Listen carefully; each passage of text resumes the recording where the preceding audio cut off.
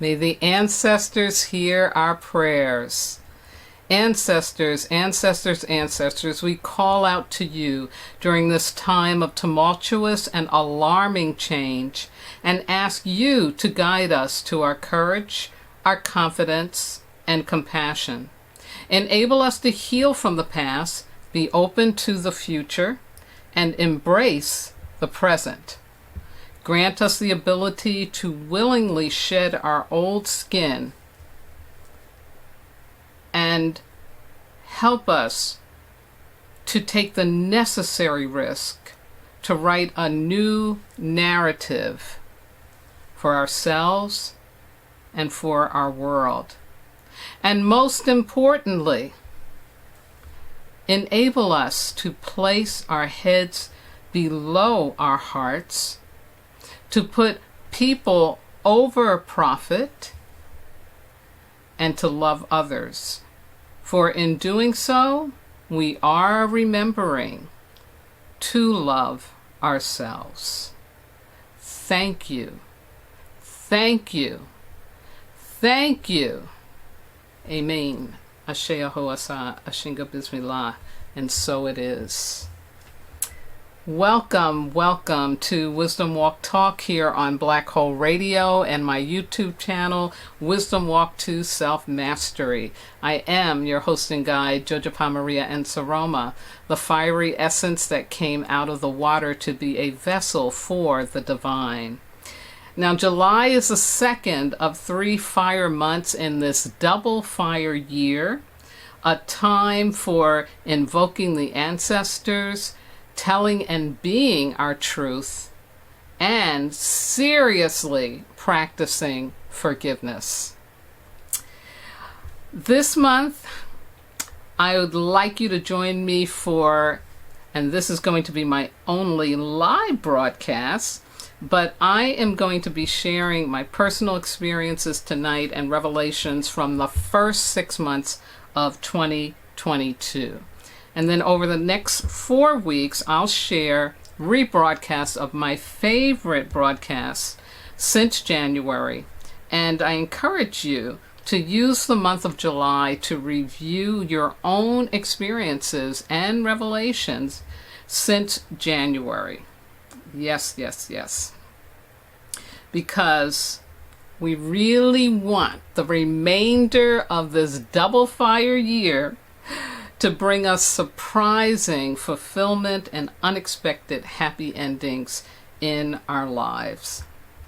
So tonight, I'd like you to sit, lay back, and join me for a review of 2022.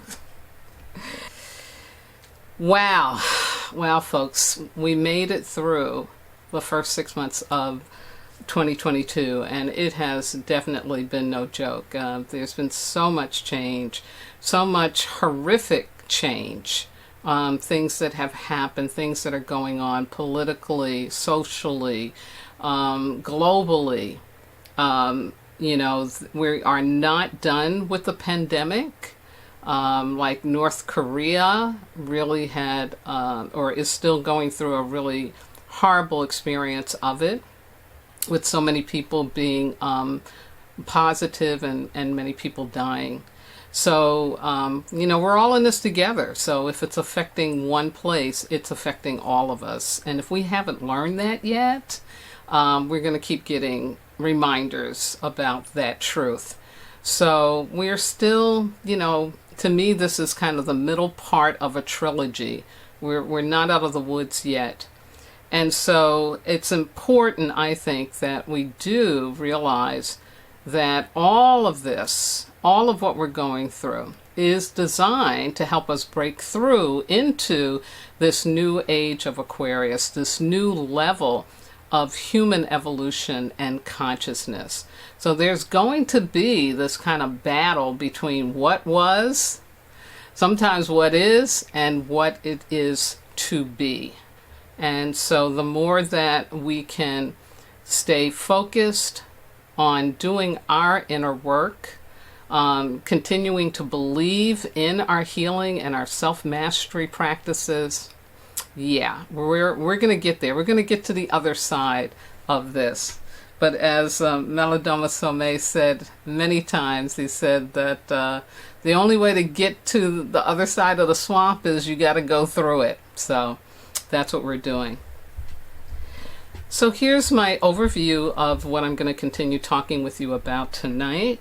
I'm going to share with you my 3 annual commitments that I made for 2022, and then share with you what I've learned since January of 2022, and then give you a personal growth opportunity so that you too can take on being conscious about how it is that you are making use of this radically transformative year.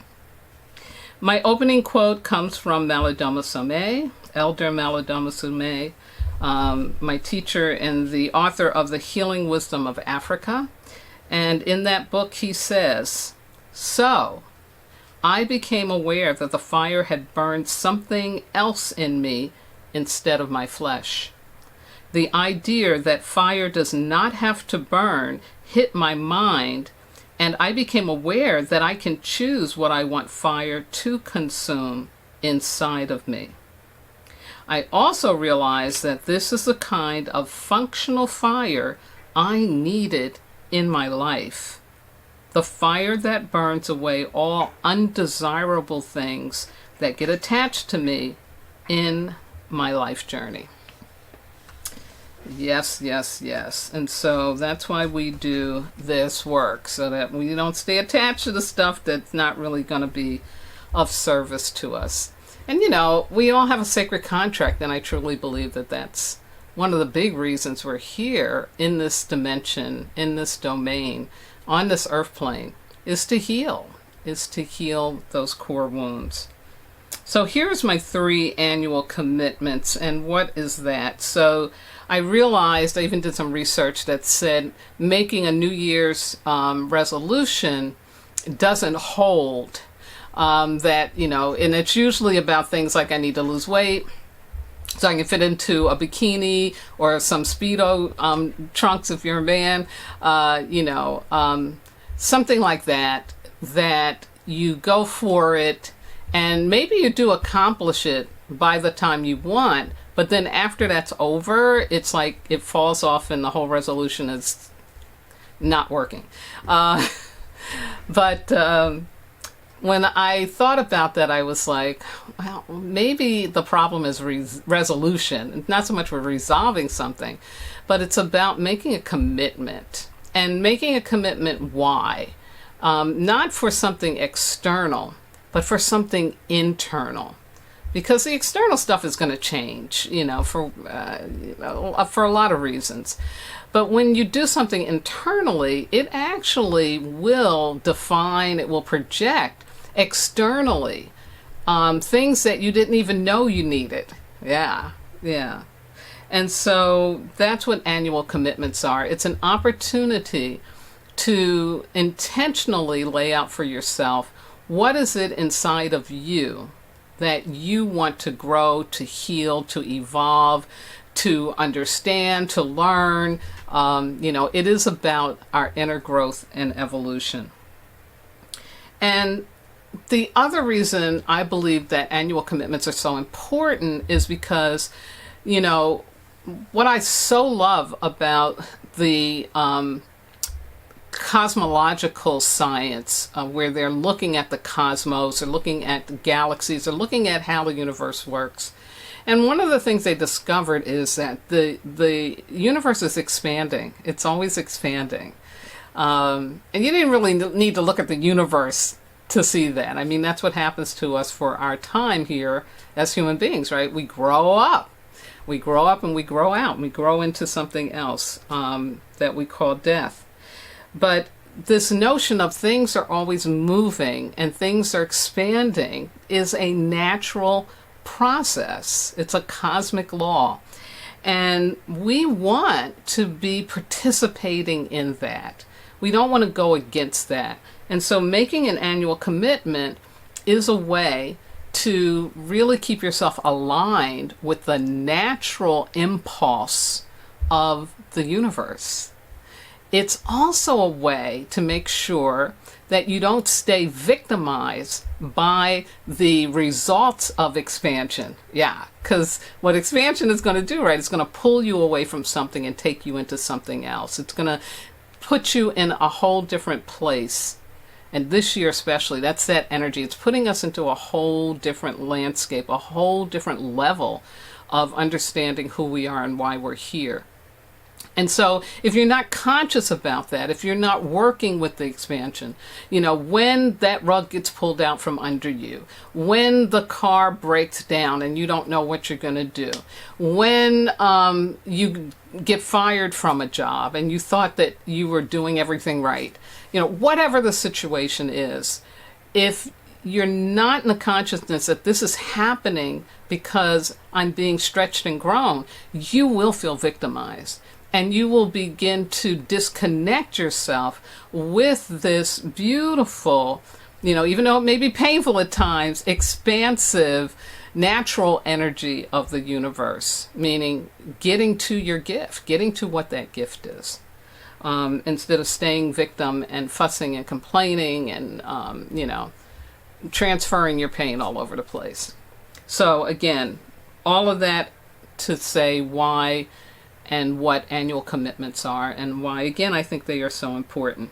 So here's my three. My three were, number one, aligning more deeply with my authentic self. I talk about that a lot. I talk about that as being a big goal of self-mastery. And so personally, I realize I need to continue to pull back the covers on the truth of who I am. That's going to be an ongoing process for as long as I'm here. And also realizing that as I age and as I mature, there's going to be some parts of me that will begin to be able to be exposed and to come out into the world in a way they couldn't 20, 30 years ago. The second commitment is about releasing past fears to experience fulfillment in love. Yeah. And I've talked about this before on a couple of other programs, especially in February when I talked about It's All About the Love. And what this is about is really opening up to where in myself am I unconsciously blocked to experiencing all of what love is in whatever form, physically, mentally, emotionally, familially, in terms of with my family, with colleagues, all of that, with the world itself. And so again, getting rid of those blocks. And then the third one is about living my higher purpose through a deeper surrendering to my God. Now, a big part of my practice to be able to call myself a shamanic healer, to call myself a fire shaman, is that I align myself, I connect myself with my divinity within and with what I call my God, and whatever aspects and loving entities I connect to that. And so it's never about I'm healing someone. No, it is about I am being in service to what God wants for that person. So it's about a humbling of myself to be in service. And through the years, I've learned that also is a never-ending story. Like there's always deeper levels of surrender to being of service that we can get to. And I'm not talking about being a martyr, as you'll see in something I learned again, but at a deeper level over these past 6 months. But it really is about learning what does that mean to be aligned with your higher purpose in a way that it's not about your ego.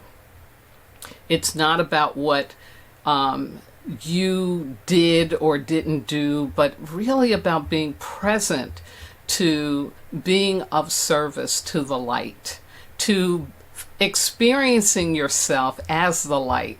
Yeah, like what is that about? So again, those were my three commitments. Now, let me tell you what I learned since January of 2022 because it was really interesting. So, and I was prompted by 3 major healing crises. The first one was simmering because in December there was the anniversary of the death of Miss Sarah. Who those of you who listen and know about Miss Sarah, because every week I give you one of her sayings, quote that she got from someplace and wrote in this wonderful diary of hers that I have access to. And she was just a love and just a light, just a really great cheerleader for me, a promoter for me, a patron for me, and just a loving, loving mother energy for me. Yeah. And so, of course, I was feeling that grief, feeling that loss. And the very next day is when my teacher, Melodoma Somé, died. So I was ending 2021 the way I had entered into it, which was in grief. And so by the time January rolled around, and I'm now like, okay, I got to go to work, I got to do work, I'm starting to be in this conflict, right? I'm in this conflict. So by the end of January, I'm just like an emotional wreck. And it comes very clear to me when I'm in a workshop on a Zoom and my friend Noor is doing an opening. Let's calm and relax. Let's bring ourselves present and take in 3 breaths. Well, by the second breath, I've just got all these tears behind my eyes. All these tears just bursting to come out. And so that's when I knew, okay, there's something going on here.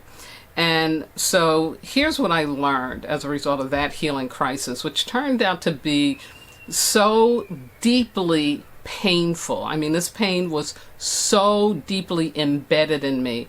It reminded me of when I had my recall in 1997. I mean, it was that painful. The good news is that I was conscious of it. I knew how to take care of myself. I canceled appointments, and I really just let myself sit in that pain.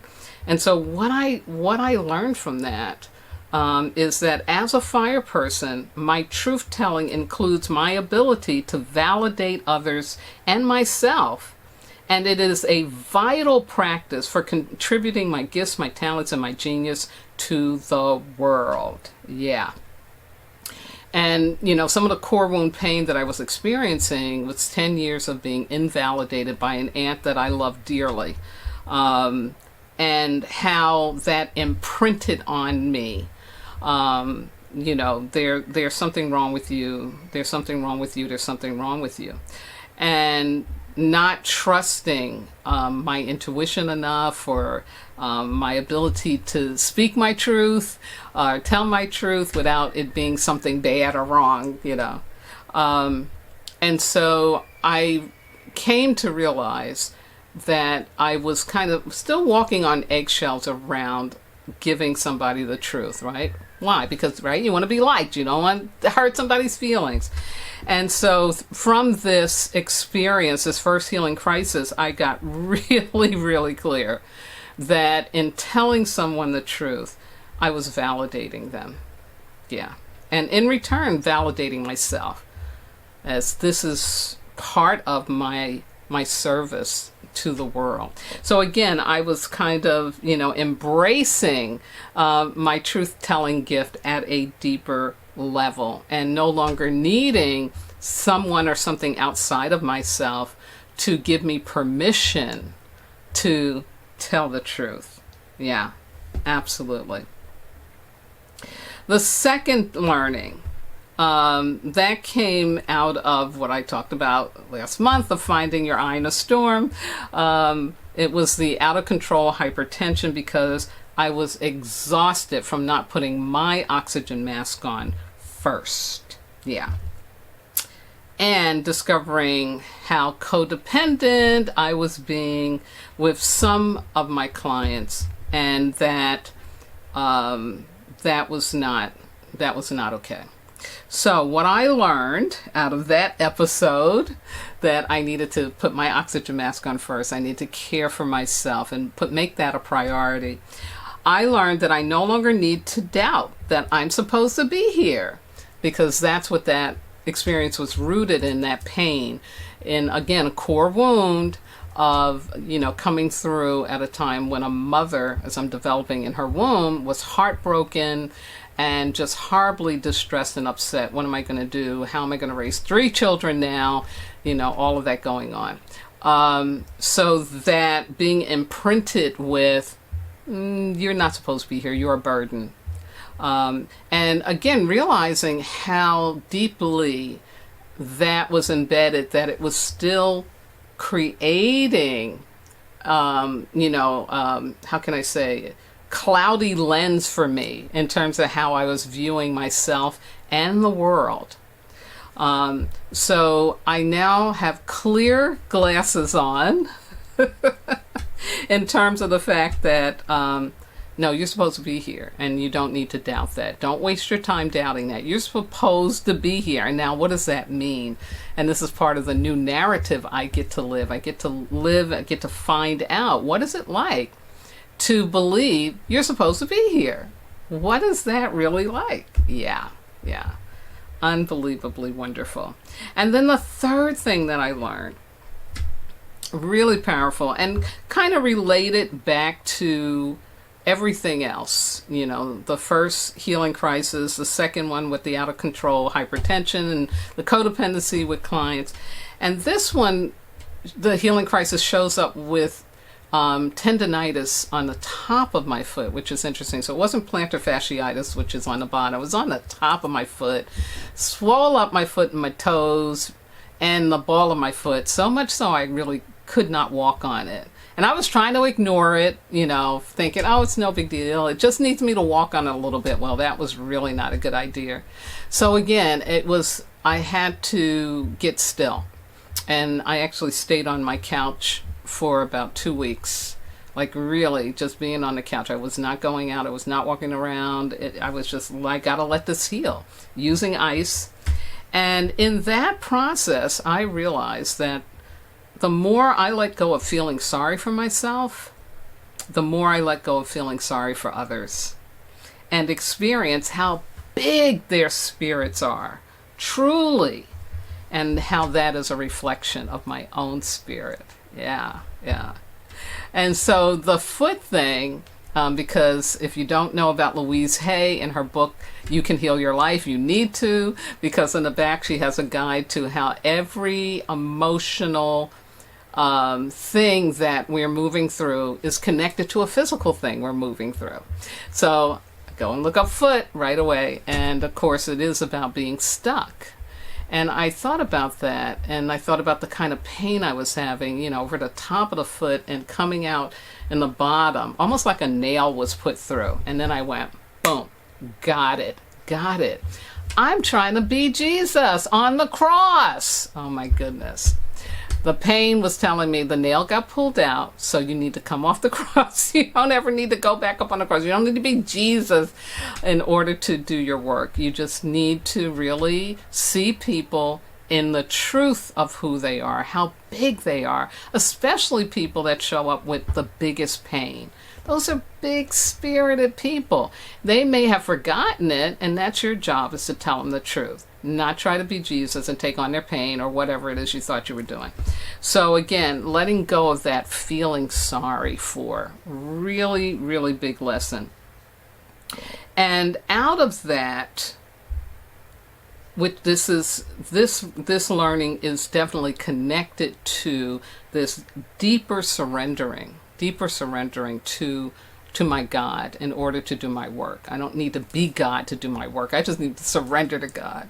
And so I want to share with you this poem that came through me, and it was really prompted by my dear sister here in California named Gail, and who asked me to come to the celebration of I'm going to forget what it was. Anyway, it was a Jewish holiday. And she said, would you write a poem about light? And so this is what I wrote. And I want to share this. It's called Ode to the Light. For so long I feared you. I questioned and doubted you. For so long I denied you full access to every chamber of my heart.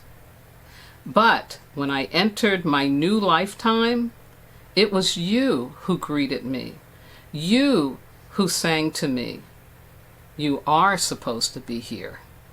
So now I see through the illusion of my hands and feet, and now place my head below my heart so I never forget I am the light. Ashe.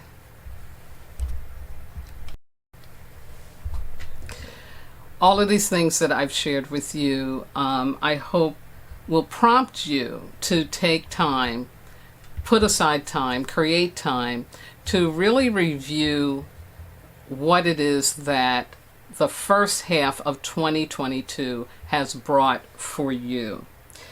So here's a personal contribution to collective healing is the way to look at it. Here's a contemplative exercise for you. First, review, or if you haven't done this, create your 3 annual commitments. Really important. Again, it's things that you want to grow, heal, shift on the inside. Yeah.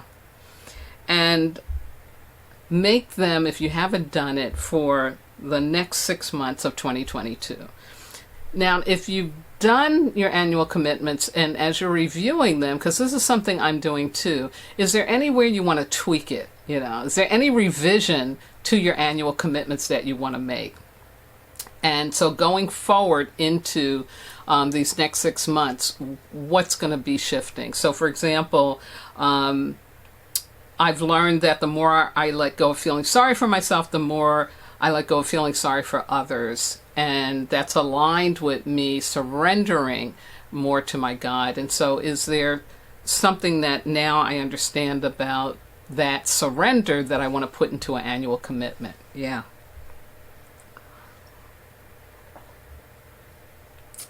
Just have to take a little water. And so once you've done that, the next thing I suggest is that you clarify for yourself the lessons learned, the revelations received, and what you now know about yourself that you didn't know before January 2022. Yeah. I'm at an age where it's not things I don't know about myself, but it's about learning them from a different perspective. My throat just got a little dry. The spirit talking through me. Okay. Taking over. It's looking at things from a different perspective, I'd say.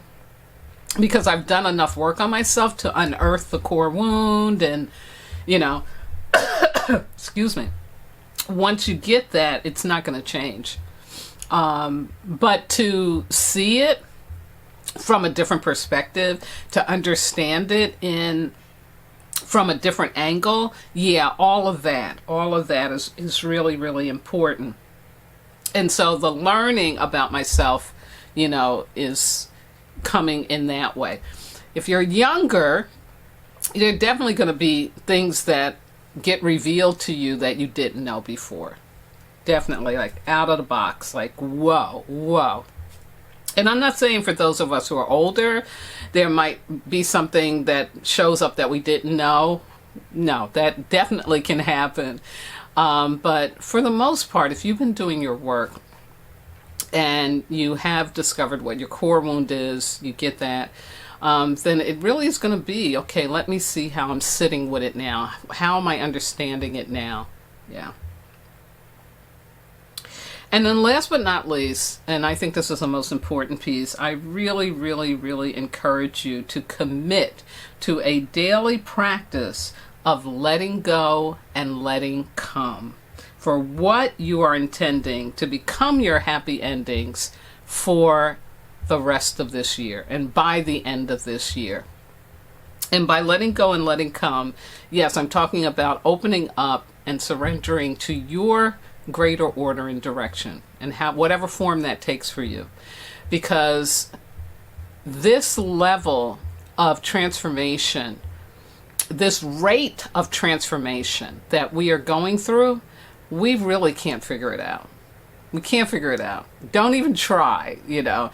Yeah, make a plan if that's a nice little intellectual exercise you want to do, but at the end of the day, put it aside. And just allow yourself to be present to what is showing up for you to tend to in the moment, in that day. Really want to co-create how it's all going to turn out. And you will feel so much better. Because again, we are going through so much change so rapidly. You know, just yesterday, think about this. If somebody had planned a trip, you know, a car trip in, say, January that they were going to do now in July, before the gas prices went up, right? Well, that may have an impact on how you now get to do that trip, you know, that kind of thing. That's just one example, but that's the thing. So, you know, if you do have a plan, just be flexible with it. Don't hold on to it because you'll feel like you're a victim and you're not. It's just that things are really changing very rapidly. We don't know from one day to the next. So what do we know? What do we know is that we can be guided and supported for things to work out for the best, and to trust the process. So again, just a daily practice, very simply, of saying, you know, my God, enable me to trust you more than I trust myself. Yeah. And thank you. And then let it go. Okay, I have come to the end of my spill for you tonight. And as always, I want to do a shout out to my wonderful engineer, Miss Yvette Parker, and to the entire Black Hole Radio Be Well family for their continued support of my work, to give me platform in this way. Thank you. I also want to do a shout out to all my regular listeners out there, and those of you who have wisdom walk with me and you know who you are, to my family on both coasts, my spiritual kin everywhere, my transformational leadership colleagues, my medicine brothers and sisters like Esu and Ina around the world, and those who may be listening or watching in for the first time. Thank you. Big thank you. I couldn't do this without your willingness to listen and to watch. Now, I also want to do a special shout out to Miss Carmen Ray, another one of my fire sisters. And she has this wonderful magazine called Be Well Magazine. And I'm very blessed that she lets me contribute an article to her magazine every quarter. It's quarterly. It is online. The online version is free, but she does have a really high quality print version that you can buy. And recently she started this wonderful podcast, and you can find this on Spotify and Anchor, and it's Be Well Magazine by Carmen Ray. But also you can go to her website, which is bewellforwomen, all one word, .com. And click under magazine and you get access to the magazine and my articles that are in there. And she's also going to be doing her annual retreat that she does for women entrepreneurs in January of 2023 in Arizona. And she talks about that on her podcast episode today, which is wonderful. And what's so cool that Carmen is doing, Carmen is just able to pick up a mic and start talking, right? She's been doing these podcasts from her bed. She had COVID and she was recovering from COVID and doing these podcasts. And she does them she keeps them very short. So it's like 5 minutes, 10 minutes, 12 minutes, So they're very easy to access, and especially for persons who are, thinking about becoming an entrepreneur or doing some entrepreneurial and want to be connected to a supportive, loving community. Yeah, Carmen's Be Well magazine is really set up for that. She's aligned with We Merge and Bond to Build platform, which I'm going to be using to more to put out my work and for people to get access to some spiritual community work I'll be doing. And so again, I'll have more information about you for the Enceroma Home Online later. But do check out Carmen Ray's Be Well magazine. It is fabulous, and her podcasts are just wonderful. Absolutely. I also want to just say that, again, we are just, at a time where we do need to nurture ourselves. There's a lot of intensive things going on. Our nervous systems are all being, challenged. And you have to take care of that by just resting as much as possible, relaxing as much as possible, doing nothing as much as possible, and giving yourselves those really much needed breaks, because keeping our immune system strong is really important right now as well. So I just want to encourage everybody, especially this month, to really, really nurture yourself, take care of yourself, as much as you possibly can. And last but not least, I want to thank my God, my ancestors, my spirit guides, loving entities, everything that walks with me. Keeps my head to the sky, my feet to the ground, and my heart open to do this important work with and for all of you. Again, please have a very healthy and safe fire week that we are in. Be your truth, live your truth, speak your truth. Remember, we're not out of COVID yet, so please wear your mask. Don't take unnecessary risk. If you can't do a mask for whatever reason, then avoid crowds. Strengthen that immune system, like I said, really taking care of your nervous system. Practice science safety, not perceived safety. Washing those hands, using those alcohol wraps if you're going in and out of the supermarket, all of that really, really helps. But most importantly, please remember, you are not disposable. In fact, you are divine. Good night now.